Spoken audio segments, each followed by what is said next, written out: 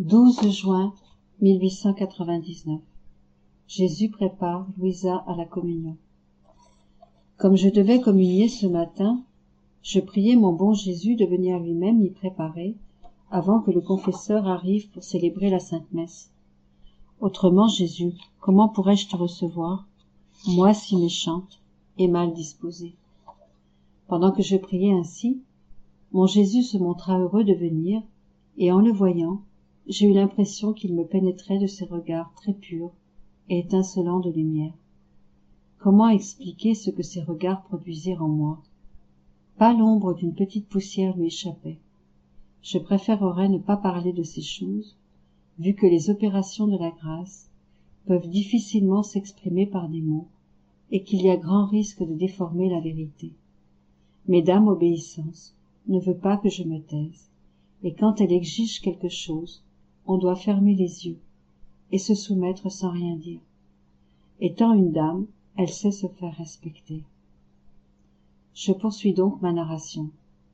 Dès le premier regard de Jésus, je l'ai supplié de me purifier, et il m'a semblé que tout ce qui jetait une ombre sur mon âme fut balayé. À son deuxième regard, je lui ai demandé de m'illuminer. En effet, à quoi servirait à une pierre précieuse d'être pure si elle ne peut attirer les regards admirateurs et brillants devant leurs yeux? On la regarderait peut-être, mais d'un œil indifférent. J'avais besoin de cette lumière, non seulement pour faire resplendir mon âme, mais aussi pour m'aider à saisir la grandeur de ce qui allait m'arriver. J'allais être non seulement regardée par mon doux Jésus, mais identifiée à lui. Jésus semblait me pénétrer, comme la lumière du soleil pénètre le cristal. Ensuite, comme il me regardait toujours, je lui ai dit, « Très aimable Jésus, puisqu'il t'a plu de me purifier, puis de m'illuminer, sois gentil maintenant et sanctifie-moi. Cela est très important, puisque je vais te recevoir toi, le Saint des Saints. Il n'est pas convenable que je sois si différente de toi. » Toujours aussi bienveillant envers sa misérable créature, Jésus prit mon âme dans ses mains créatrices et y fit des retouches un peu partout. Comment dire ce que ces retouches ont produit en moi et comment mes passions ont ainsi repris leur place?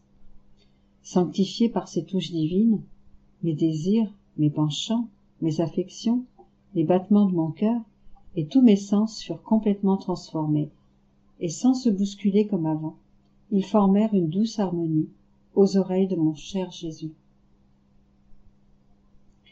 Ils étaient comme des rayons de lumière blessant son cœur adorable. Oh, comme il s'amusait, et quels instants heureux j'ai savourés. Ah, j'ai expérimenté la paix des saints. Ce fut pour moi un paradis de joie et de délices. Ensuite, Jésus revêtit mon âme du manteau de la foi, de l'espérance et de la charité, en murmurant à mon oreille la façon de pratiquer ces vertus. Il poursuivit en me pénétrant d'un autre rayon de lumière qui me fit voir mon néant. Ah, j'avais l'impression de n'être qu'un grain de sable au fond d'un vaste océan, qui est Dieu. Et ce grain de sable se dissolvait dans cette mer immense, c'est-à-dire en Dieu. Puis il m'a transporté hors de mon corps, en me tenant dans ses bras et en murmurant sans cesse des actes de contrition pour mes péchés. Je me souviens seulement de m'être vue comme un abîme d'iniquité.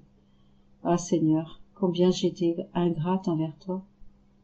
Pendant ce temps, je regardais Jésus. Il portait la couronne d'épines sur sa tête. Je la lui enlevai en disant, « Donne-moi les épines, ô Jésus, car je suis une pécheresse. Les épines me conviennent, mais pas à toi, le juste, le très saint. » Alors Jésus l'enfonça sur ma tête. Ensuite, je ne sais comment, j'ai aperçu de loin le confesseur. Aussitôt, j'ai prié Jésus d'aller le préparer lui aussi à la communion. Je crois qu'il y est allé, car peu après, il est revenu et m'a dit, « Je désire que ta façon d'agir avec moi et avec le confesseur soit la même. Et je veux la même chose en ce qui le concerne. Il doit te voir et te traiter comme si tu étais un autre moi-même, car tu es une victime, comme je le fus. Je veux cela, afin que tout soit purifié et que seul mon amour brille en toutes choses. J'ai dit, Seigneur, cela me paraît impossible d'agir avec le confesseur comme je le fais avec toi, surtout en raison de mon instabilité. Jésus reprit, l'amour vrai fait disparaître toutes les aspérités, et avec une maîtrise enchanteresse, il laisse briller Dieu seul, en toutes choses. Ensuite, le confesseur est venu m'appeler à l'obéissance. Il a célébré la Sainte Messe, à l'occasion de laquelle j'ai communié. Tout s'est terminé ainsi. Comment parler de l'intimité avec laquelle tout s'est passé entre Jésus et moi? C'est impossible à exprimer. Je n'ai pas de mots pour me faire comprendre. Par conséquent, je m'arrête ici.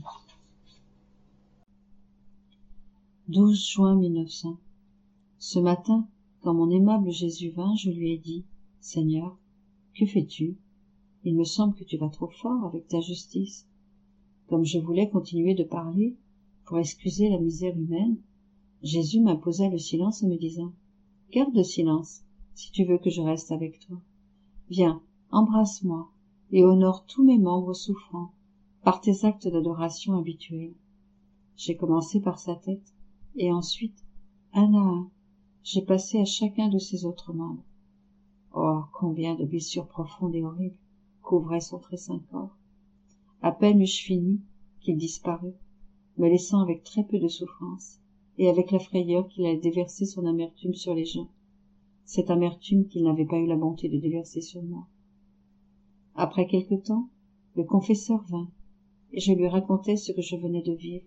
Il me dit, « Aujourd'hui, quand tu feras ta méditation, tu lui demanderas de te faire souffrir la crucifixion, afin qu'il arrête d'envoyer des punitions. » Pendant ma méditation, Jésus m'apparut, et je le priai de faire comme mon confesseur avait proposé, sans m'accorder la moindre attention. Il sembla me tourner le dos et s'endormir, afin que je ne le dérange pas.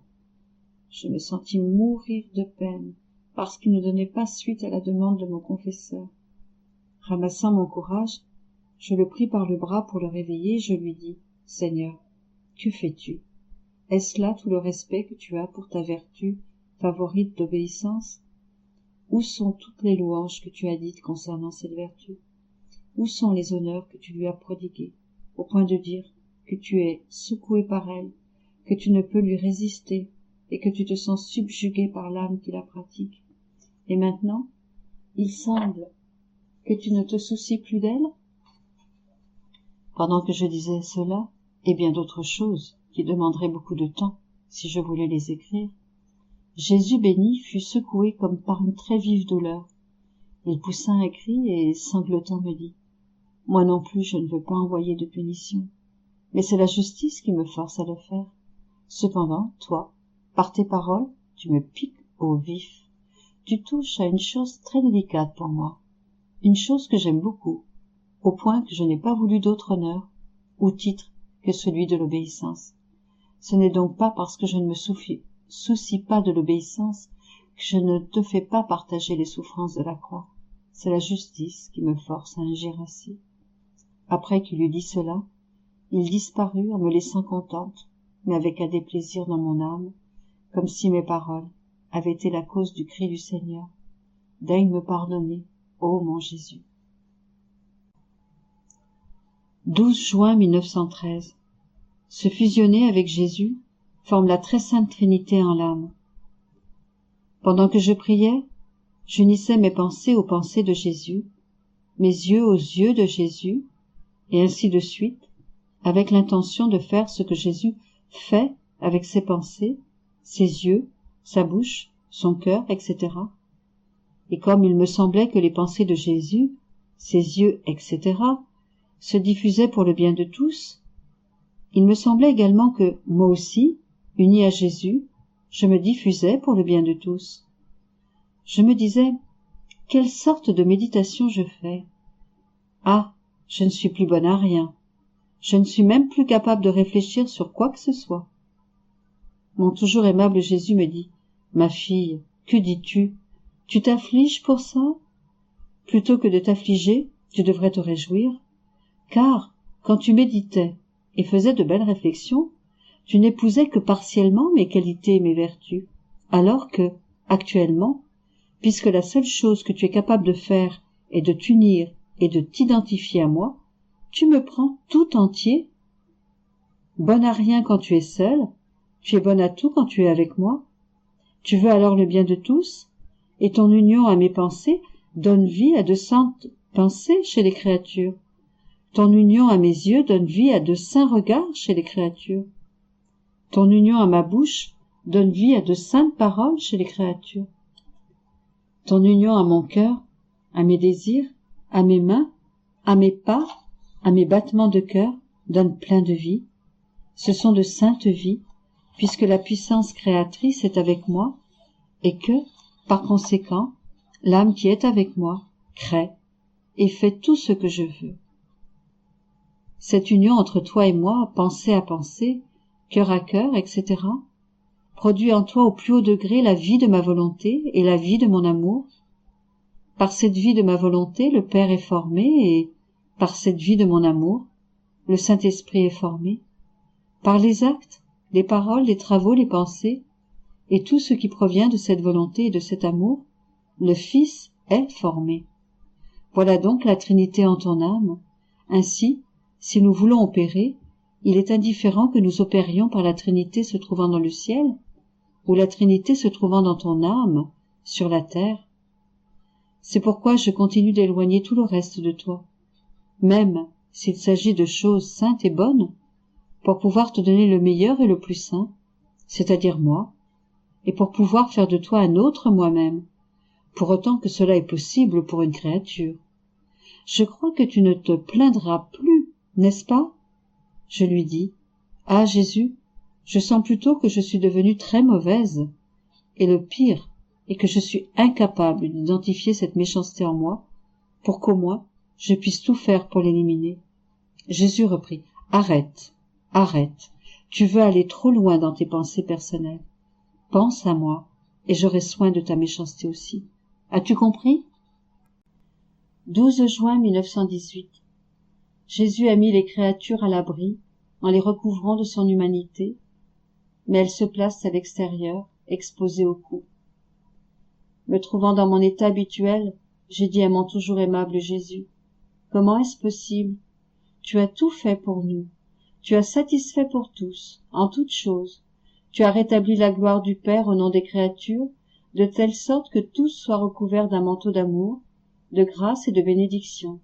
Néanmoins, les châtiments tombent encore, détruisant presque le manteau de protection dont tu nous as couverts. M'interrompant, mon doux Jésus me dit, « Ma fille, ce que tu dis est vrai. J'ai tout fait pour les créatures. Pour être sûr de les placer en sécurité, j'ai voulu les envelopper du manteau de mon amour, comme à l'intérieur d'une armure de défense. Mais par des péchés volontaires, les créatures ingrates brisent cette armure, échappant ainsi à mes grâces et à mon amour. Se plaçant à l'extérieur, sans aucun abri, elles sont frappées par les éclairs de la justice divine. Ce n'est pas moi qui frappe les hommes, ce sont eux qui par leurs péchés se dressent contre moi et reçoivent les coups. Prie, prie pour contrer le grand aveuglement des créatures. 12 juin 1921. Dans la créature, Dieu ne cherche pas uniquement ses œuvres, mais sa propre vie. Il la trouve seulement dans l'âme qui vit dans sa divine volonté. La mission de Louisa. Étant dans mon état habituel, mon toujours aimable Jésus continua de me parler de sa sainte volonté. Il me dit, « Ma fille bien-aimée, tu es le produit de ma volonté. Je ne veux pas que tu sois le ciel étoilé. Ça me plairait de voir cette œuvre de ma création, mais je ne serais pas satisfait, parce que je ne m'y trouverais pas moi-même. Je ne te veux pas non plus soleil, bien que j'en tirerais du plaisir, et que j'y verrais l'ombre de ma lumière et de ma chaleur. N'y trouvant pas ma vie, je passerai outre. Je ne veux pas non plus que tu sois un champ plein de fleurs, de plantes et de fruits, en dépit du plaisir que j'en tirerai, car je n'y découvrirai que la senteur de mon parfum, les traces de ma douceur, la maîtrise de mon matin créateur. En ces choses, je trouverai mes œuvres, mais pas ma vie. Alors, je laisserai tout en arrière, et je continuerai de chercher pour trouver ma vie. Mais où donc vais-je trouver ma vie? Je la trouverai dans l'âme qui vit dans ma volonté. Voilà pourquoi je ne veux pas que tu sois un ciel étoilé, un soleil ou un champ plein de fleurs. Je veux que tu sois le centre de ma volonté où je trouverai ma vie, où je m'arrêterai pour y habiter à jamais. Alors, je serai content. Je ne veux pas me reposer dans les œuvres de ma création, mais seulement dans ma propre vie. Sois consciente que ta vie doit être mon troisième fiat. Ce fiat t'a amené à la lumière. Comme une noble reine portant dans ton sein le fiat créateur, tu dois traverser ta vie sur les ailes de ce fiat, semant partout la graine de ma volonté, afin de créer de nombreux autres centres de ma vie ici sur la terre, et ensuite de poursuivre dans mon fiat au ciel. Sois-moi fidèle, ainsi ma volonté sera ta vie, une main pour te guider, des pieds pour ta marche, une bouche pour ta parole. En effet, ma volonté se substituera à toi pour tout. 12 juin 1927. Relation existante entre le Créateur et la créature, le Rédempteur et les rachetés, le Sanctificateur et les sanctifiés.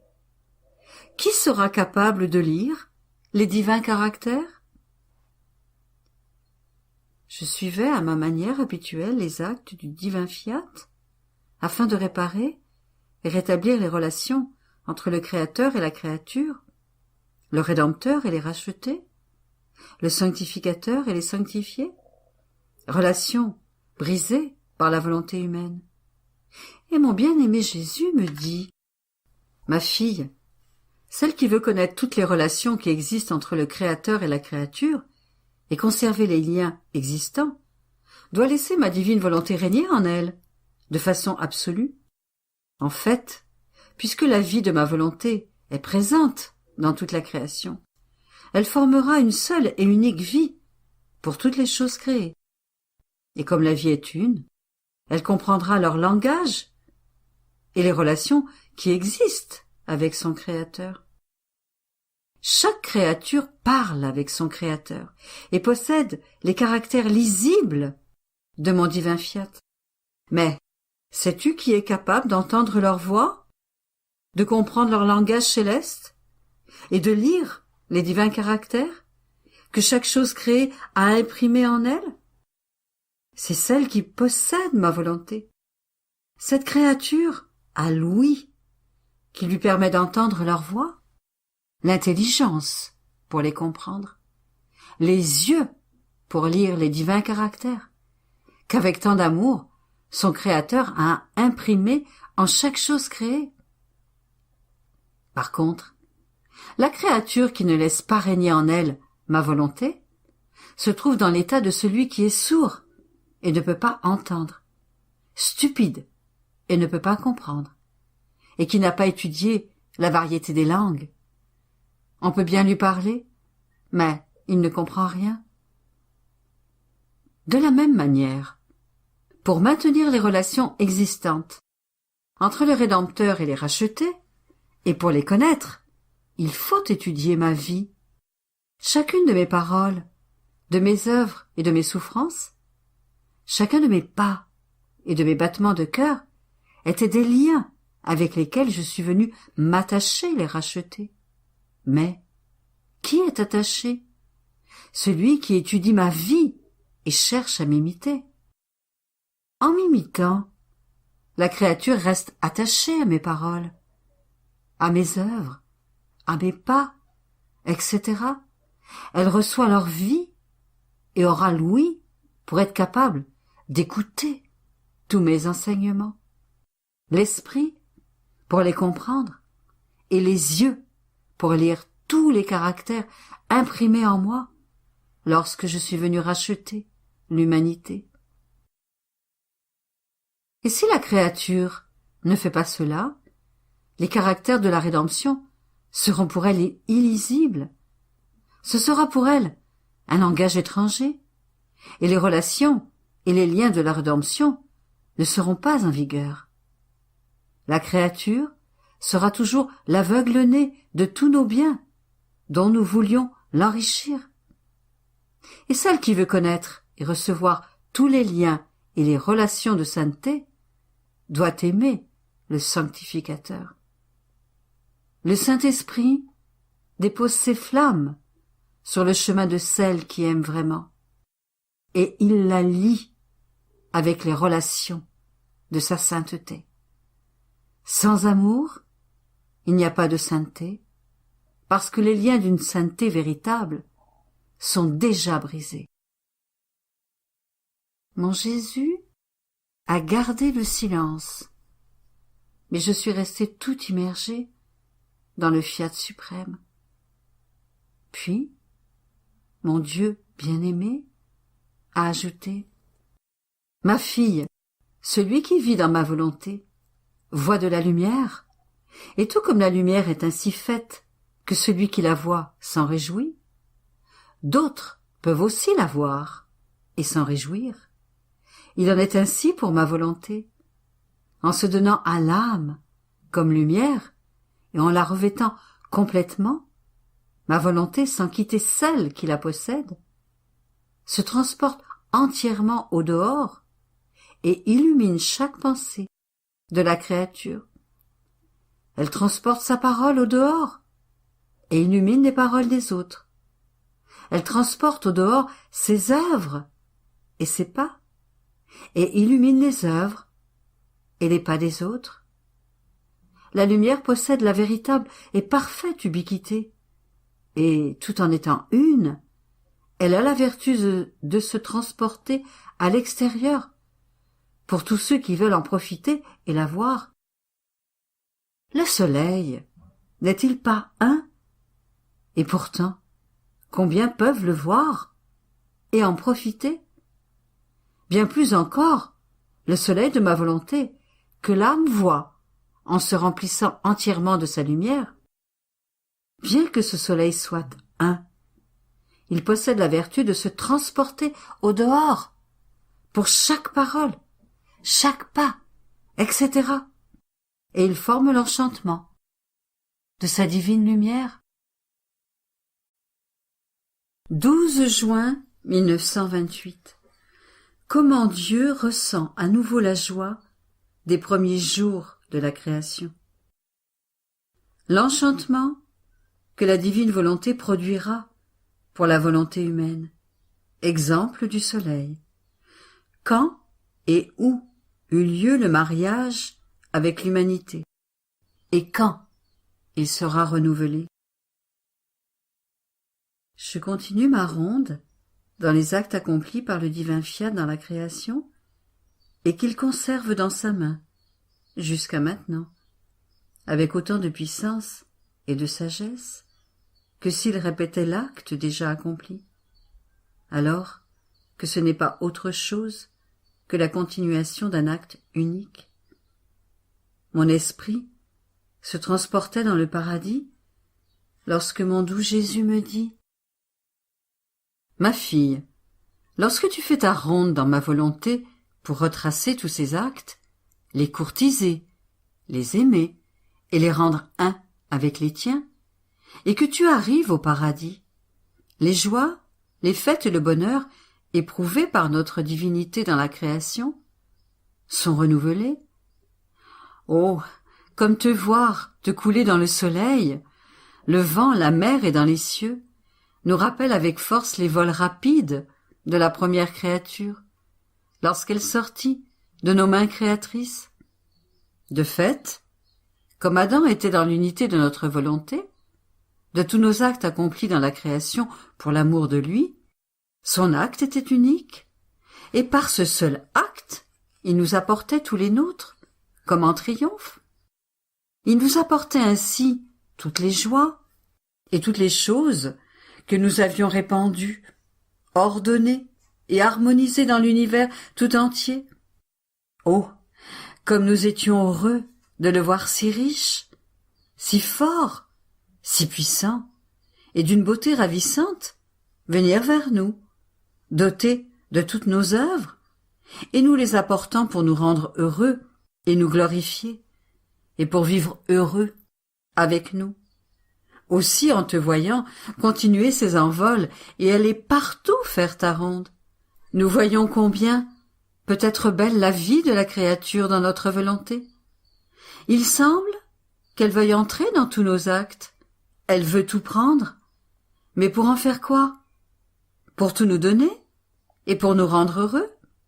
Et nous lui donnons tout en retour en disant « Toutes ces choses sont à toi. C'est pour toi que nous les avons créées et sorties de nous-mêmes. » Et en voyant cela, nous ressentons le désir de restaurer la création de l'homme et de lui donner le royaume de notre volonté. Puis, d'un ton plus tendre, il ajouta « Ma fille, je ne manque ni de puissance ni de volonté.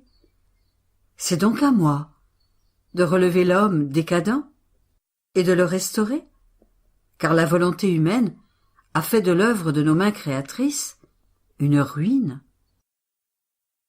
Ému aux larmes et rempli de tristesse pour le malheureux homme, il garda le silence, et je me disais « Comment pouvons-nous revenir à l'état originel de la création, étant donné que l'homme est tombé dans un abysse de misère, déformant presque la manière dont il a été créé ?» Et mon doux Jésus ajouta « Ma fille, ma volonté peut tout, et tout comme j'ai créé l'homme à partir de rien, elle peut aussi retirer l'homme de ses misères. Et sans changer la méthode de la manière dont nous l'avons créé, lui laissant sa volonté libre, nous utiliserons une autre combinaison amoureuse. La lumière de notre volonté libérera avec plus de puissance ses plus éclatants rayons. Elle se rapprochera de lui de façon à regarder face à face sa volonté humaine, laquelle recevra l'enchantement d'une lumière pénétrante qui, en l'éblouissant, l'attirera doucement à elle.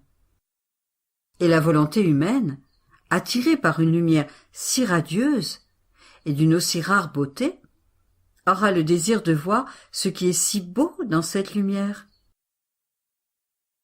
En regardant, elle subira l'enchantement, elle se sentira heureuse et elle aimera, sans être forcée, mais spontanément, vivre dans notre volonté. Le soleil n'a-t-il pas cette vertu que si on veut le regarder, la pupille de l'homme reste éblouie par sa lumière.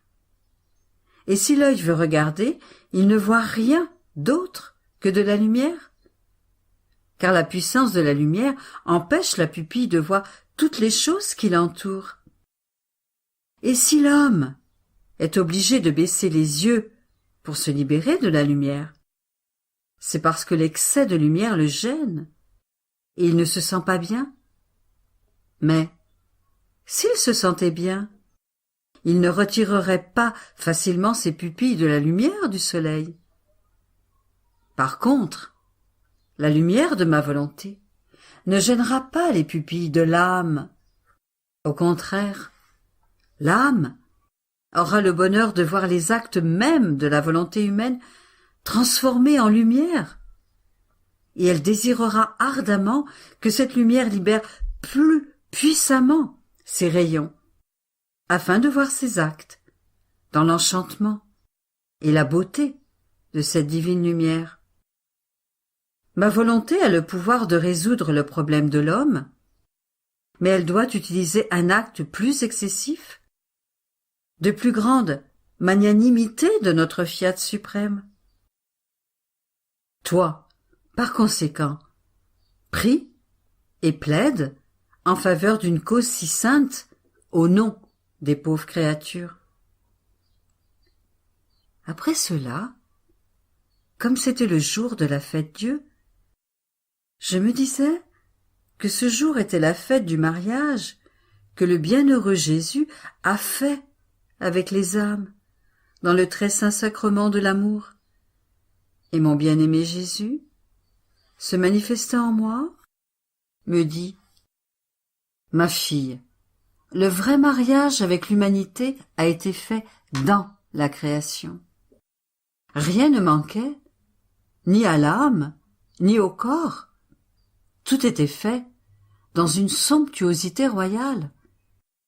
Un immense palais était préparé pour la nature humaine. Un palais tel que nul roi, ni empereur, ne pouvait en avoir de semblable, qui est l'univers tout entier. Un ciel étoilé et sa voûte, un soleil dont la lumière ne s'éteindrait jamais, un jardin fleurissant dans lequel un heureux couple, Dieu et l'homme, devait se promener, s'amuser et maintenir la fête continuelle et ininterrompue de notre mariage. Des vêtements tissés, non pas de matière, mais formés de la lumière la plus pure, par notre puissance, comme il convient à des personnes royales. Tout était beauté en l'homme, corps et âme, car celui qui préparait le mariage et le formait était d'une inatteignable beauté. Ainsi, compte tenu de la somptuosité extérieure de tant de beauté ravissante présente dans la création, tu peux imaginer les mers intérieures de sainteté, de beauté, de lumière, de science, etc., que l'homme possédait intérieurement. Tous les actes de l'homme extérieur et intérieur étaient comme autant de clés musicales qui formaient les plus merveilleuses mélodies, douces, mélodieuses et harmonieuses, qui maintenaient les joies du mariage. Et chaque acte supplémentaire qu'il se disposait à accomplir était comme une petite sonate qu'il préparait pour inviter son épouse à s'en délecter avec lui. Ma divine volonté, qui régnait sur l'humanité, lui apportait l'acte nouveau et continuel, et la ressemblance avec celui qui l'avait créé et épousé. Mais, dans cette grande fête, l'homme brisa le lien le plus fort, en qui reposait l'entière validité de notre mariage, et par lequel il avait été valable. Il s'est retiré de notre volonté. À cause de cela, le mariage fut brisé, et comme tous les droits étaient perdus, il n'en restait que la mémoire.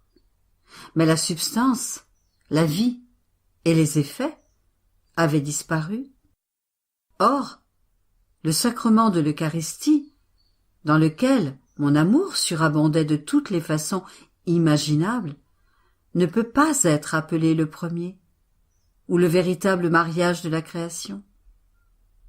Car je ne fais rien d'autre que continuer ce que je faisais lorsque j'étais sur terre.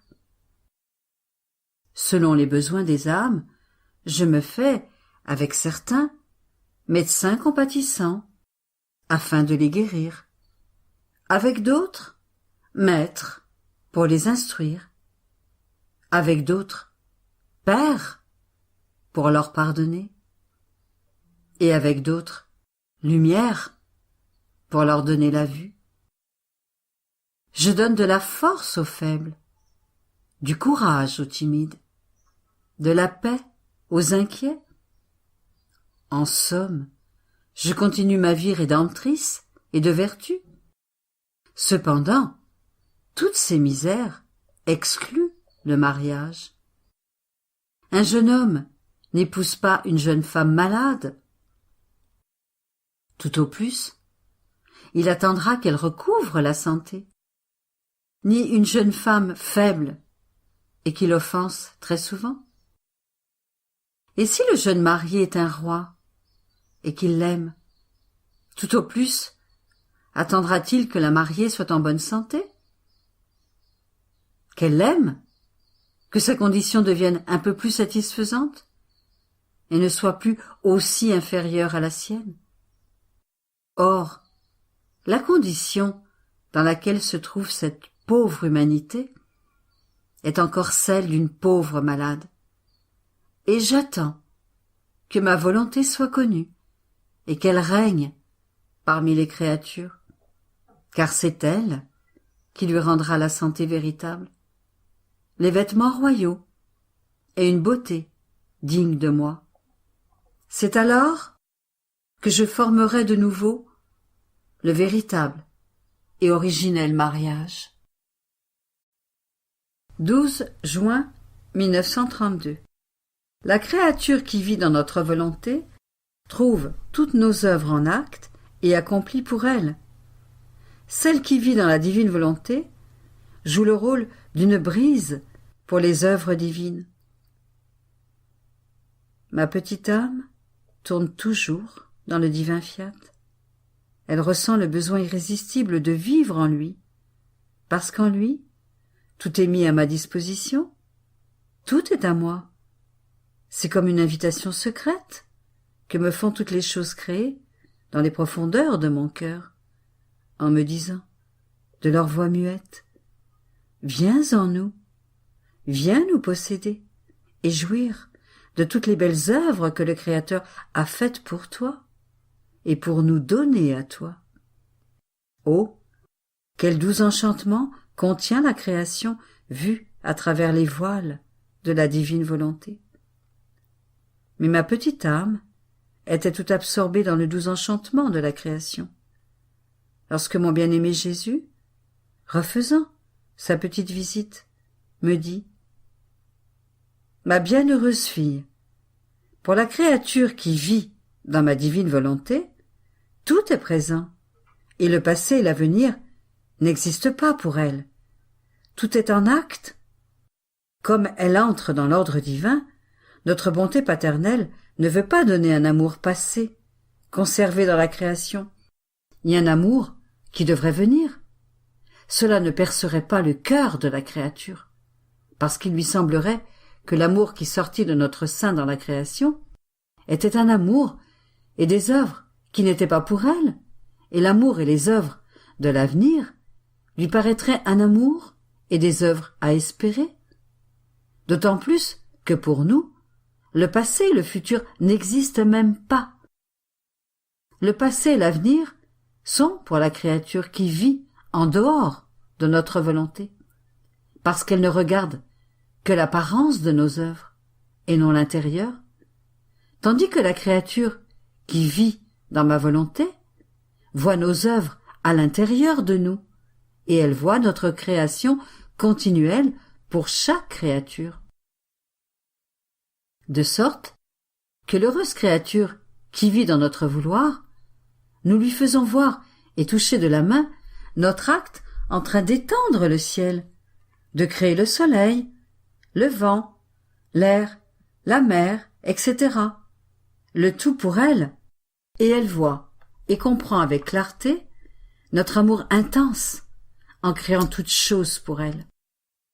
Notre puissance et notre sagesse en les ordonnant pour son amour, de telle sorte qu'elle se sent impliquée et comme submergée par les vagues de notre amour, de notre puissance, de notre sagesse et de notre bonté en chaque chose créée, et tout en se sentant submergée, elle voit que son Créateur n'indique pas la fin de la création, qu'il ne dit jamais que c'est assez, mais qu'il continue, et continue toujours, son acte créateur. Et elle, voyant que notre acte créateur et opérant jamais ne cesse, se fait l'écho de notre amour et ne s'arrête jamais de nous aimer. Oh, comme il est beau de trouver dans la créature un amour continuel qui jamais ne cesse, tout comme le nôtre, et se voyant noyé dans notre amour continuel qui maintient l'acte créateur par amour pour elle, et afin de répondre à notre amour, elle se sert de ces mêmes stratagèmes pour nous imiter, et elle nous dit « Suprême Majesté, oh, si je le pouvais, je ferais moi aussi des cieux, des soleils, et tout ce que vous êtes capable de faire, par amour pour vous, mais comme je ne peux pas vous donner un ciel, et un soleil avec tout ce que vous m'avez donné, je veux beaucoup, beaucoup vous aimer. Et, oh, comme nous nous sentons satisfaits et payés de retour, lorsque la créature se sert de notre amour et nous donne notre amour, son acte, afin de nous aimer. Il n'y a par conséquent dans notre volonté aucune chose dissemblable entre le Créateur et la créature. Si elle aime, elle se sert de notre amour pour nous aimer.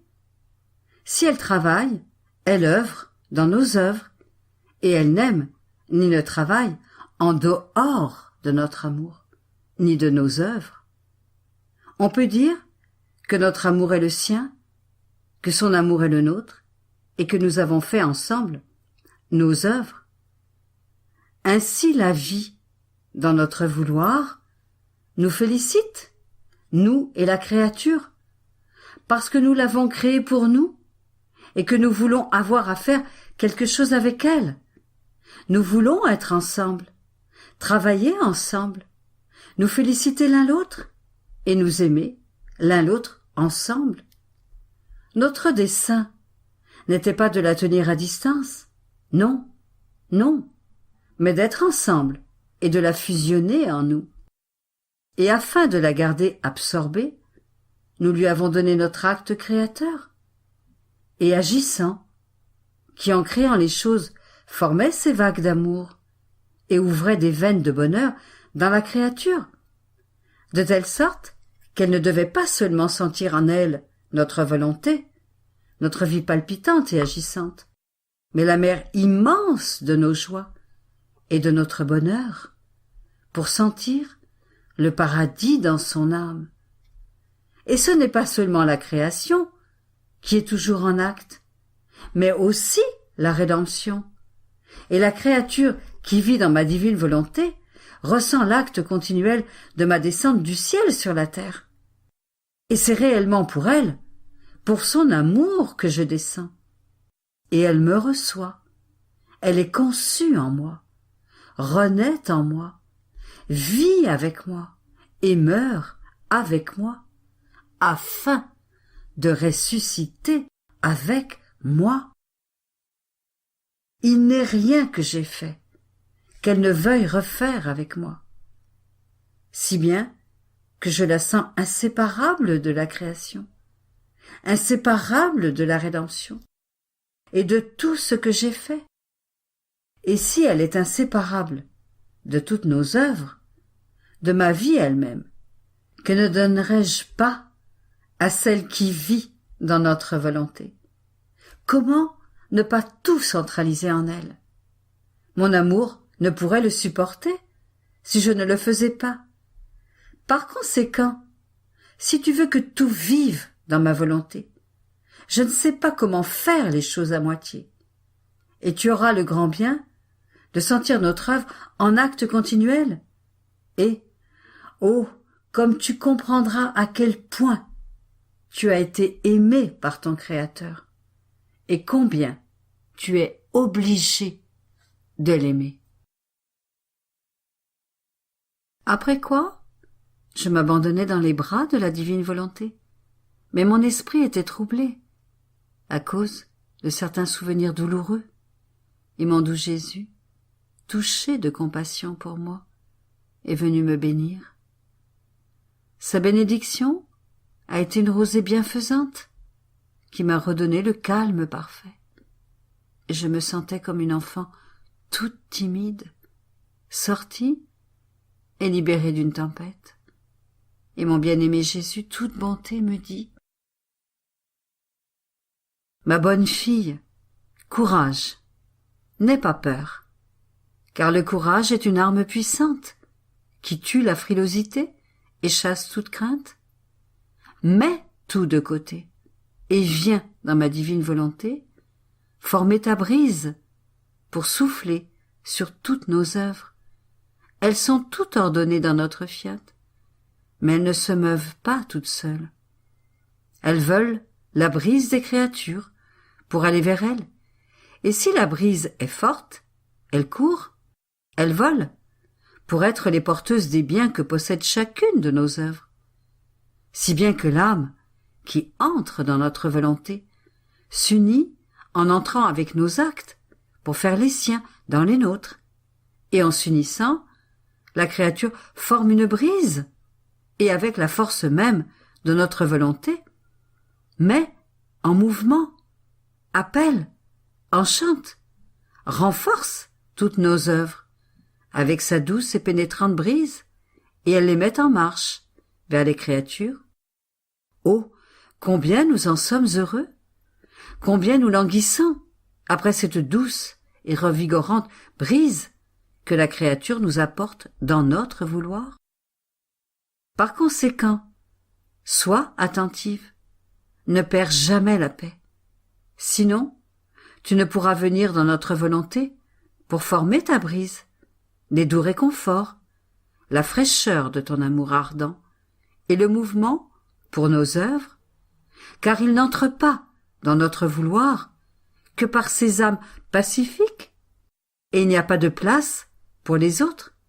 Et si notre volonté ne te sent pas suivre ses pas, et que ses œuvres ne sont pas courtisées par ta brise, nous disons avec tristesse, « Oh, la fille de notre volonté reste en arrière, et nous laisse seuls, sans sa compagnie. » Ma fille, tu dois savoir que notre être divin, en créant l'homme, est resté au-dessus de lui, dans l'acte de faire pleuvoir sur lui sainteté, lumière, amour, bonté, etc. C'est pourquoi l'homme, en se retirant de notre divine volonté, s'est soustrait à notre pluie. Ainsi, lorsque l'âme vient dans notre volonté, étant donné que par ses actes dans les nôtres, elle forme pour nous la brise qui met en mouvement toutes nos œuvres, nous formons la pluie et faisons pleuvoir à nouveau, d'abord sur l'heureuse créature, puis sur toutes les autres. Et si la brise favorable dans notre fiat appelle la pluie, l'invoque et languit après elle depuis notre être suprême, par contre, l'œuvre de la volonté humaine, en dehors de la nôtre, forme des vents contraires et chasse notre pluie bienfaisante, qui reste en l'air. C'est pourquoi tant de créatures se trouvent sur des terres arides, sans fleurs et sans fruits. Mais cela ne fait aucun tort à celle qui vit dans notre divin vouloir. Elle les quitte, se retire, vient vivre dans sa divine famille, et sent tomber sur elle la pluie continuelle que forme au-dessus d'elle notre divinité.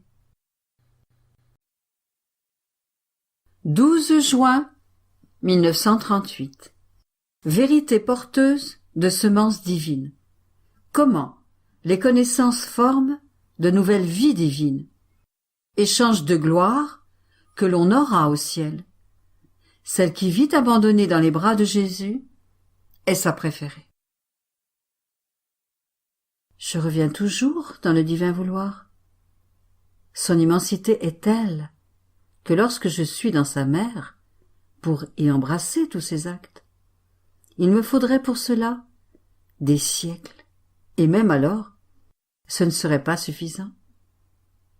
J'étais perdu dans le fiat, lorsque mon doux Jésus, qui ressent le besoin d'amour de l'âme, voulant vivre dans son vouloir, me dit « Ma bienheureuse fille, lorsque je parle de ma divine volonté, mon amour devient réconcilié, il est calmé de ses angoisses et de ses délires.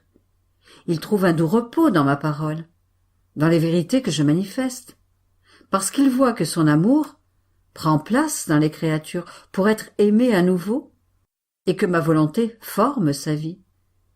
Il est nécessaire de manifester les mérites et les biens qui sont en elle, afin d'attirer et de ravir les créatures, de leur donner l'envie folle de vivre en elle. Autrement, elles ne bougeront pas. Tu dois savoir que chaque connaissance que je manifeste et chaque acte accompli dans mon vouloir, courtisé par la connaissance que j'ai manifestée, est une semence divine que l'âme acquiert. Cette semence produira une science divine nouvelle, et, ô combien la créature saura parler le langage de son Créateur. Chaque vérité sera un nouveau langage céleste qui aura la vertu de se faire comprendre par celle qui l'écoute et qui veut recevoir cette semence divine. Cette semence produira une vie nouvelle de sainteté, un amour nouveau, des bontés nouvelles, des joies et des bonheurs nouveaux. Ces semences de ma vérité seront autant de nouvelles propriétés divines que l'âme pourra acquérir. La gloire que nous recevons lorsque l'âme travaille dans notre vouloir est si grande que nous la communiquons à tous les bienheureux. Tu dois savoir que les semences divines que l'âme acquiert en vertu des connaissances de mon fiat sont autant de degrés de notre connaissance et de notre gloire, auxquels l'âme va participer lorsqu'elle aura terminé sa vie ici-bas et qu'elle arrivera dans notre céleste patrie. Pour correspondre à la connaissance acquise sur terre, elle acquérera la double connaissance de notre être suprême dans notre séjour céleste.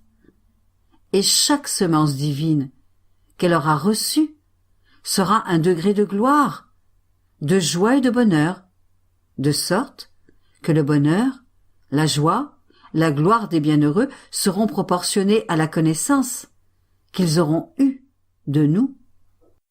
Entre nous et les bienheureux, les conditions sont celles de l'âme qui n'a pas étudié la diversité des langages. En nous entendant parler, elle ne comprendra rien.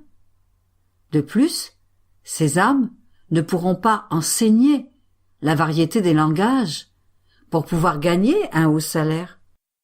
Elles devront donc se contenter d'enseigner le peu qu'elles savent et gagner fort peu. Si elles ne nous connaissent pas sur la terre, elles ne forment pas dans leur âme l'endroit où recevoir toutes nos joies et nos bonheurs. Et si elles veulent les donner aux autres, ils n'entreront pas en elles, et ces âmes n'y comprendront rien. Ainsi, la gloire des bienheureux correspondra aux actes de volonté qu'ils auront accomplis dans notre divin vouloir. Leur gloire et leur joie augmenteront en proportion des connaissances qu'ils auront acquises. Une seule connaissance de plus fera monter ces bienheureux à une telle hauteur que toute la cour céleste en sera étonnée, parce qu'une connaissance supplémentaire est une vie divine, nouvelle, que l'âme acquiert et qui possède des biens et des joies infinis. Et cela te semble-t-il peu de choses que l'âme possède autant de nos vies divines nouvelles comme si elles lui appartenaient? Et quelle joie, quel bonheur, quel amour ne pouvons-nous donner en échange pour ces nouvelles vies divines qui lui appartiennent? C'est pourquoi nous attendons de nos enfants qu'ils vivent dans notre vouloir pour nous faire connaître sur la terre. Parce que notre vouloir sera pour ces âmes comme un maître qui leur enseignera les sciences nouvelles de leur Créateur et les rendra belles, sages, saintes et nobles en proportion des sciences acquises. Nous les attendons dans notre cour céleste pour les inonder de nos joies, de nos beautés et de nos bonheurs nouveaux que jusqu'à présent nous n'avons pas été capables de donner. Et comme le ciel et les bienheureux sont liés entre eux comme les membres d'une famille qui s'aiment d'un amour parfait, ils participeront à leur gloire et à leur joie, non pas directement, mais indirectement, à cause des liens d'amour qu'ils possèdent entre eux. Notre être suprême attend avec impatience les enfants de notre vouloir, pour se faire connaître sur la terre, afin de manifester des profondeurs de notre sein divin, des joies et des bonheurs qui ne finissent jamais, parce que l'âme, qui vit dans notre vouloir, a acquis dans ses actes l'infini et les joies inépuisables. Puis, il ajouta, avec une indescriptible tendresse, « Ma bonne fille, j'aime tellement les créatures, mais je me sens plus attirée, ravie et gagnée par l'âme qui vit abandonnée dans mes bras, comme si elle n'avait personne au monde que son Jésus. Elle n'a confiance qu'en moi, et s'ils viennent lui offrir d'autres soutiens, elle les refuse, pour n'avoir que celui de son Jésus, qui la tient serrée dans ses bras, la défend et veille à tous ses besoins. Voilà les âmes que j'aime tellement, elles sont mes préférées, celles que j'entoure de ma puissance divine. Je forme autour d'elles un mur d'amour pour que les malheurs ne les touchent pas. Mon amour saura comment les défendre, et ma puissance saura comment abattre ceux qui veulent leur déplaire. Les âmes abandonnées en moi ne vivent que de moi, et je ne vis que d'elles, comme si nous vivions d'un seul souffle et d'un seul amour. Et si un soutien humain se présente, elles regardent pour voir si je suis dans ce soutien. Si je n'y suis pas, elles s'enfuient pour venir se réfugier dans mes bras. Je ne peux faire confiance qu'à ces âmes. C'est à elles que je peux confier mes secrets, et même m'appuyer sur elles. Je suis sûre qu'elles ne quitteront pas ma volonté, parce qu'elles sont toujours avec moi. Au contraire, celles qui ne vivent pas complètement abandonnées en moi s'échappent de mes bras. Ne refusent pas les soutiens humains, y prennent plaisir et sont inconstantes. Tantôt c'est moi qu'elles regardent, tantôt les créatures. Elles sont contraintes de sentir la désillusion des créatures, qui ouvrent de profondes blessures dans leur âme. Elles sentent la terre dans leur cœur, et la vie de ma volonté est loin d'elles. Oh, si elles voulaient s'abandonner dans mes bras, la terre disparaîtrait pour elles, et elles ne s'intéresseraient à personne d'autre, parce que moi seule suffit. J'aime tellement l'âme, qui vit abandonnée dans mes bras, que je lui manifeste mes plus grands excès d'amour, mes finesses d'amour. Mes caresses sont pour elle, et j'en arrive à inventer de nouveaux stratagèmes d'amour pour la tenir occupée et entièrement identifiée à mon amour. C'est pourquoi, vis uniquement abandonnée dans mes bras, et en toutes choses, tu trouveras ton Jésus, qui te défend, qui t'aime et te soutient.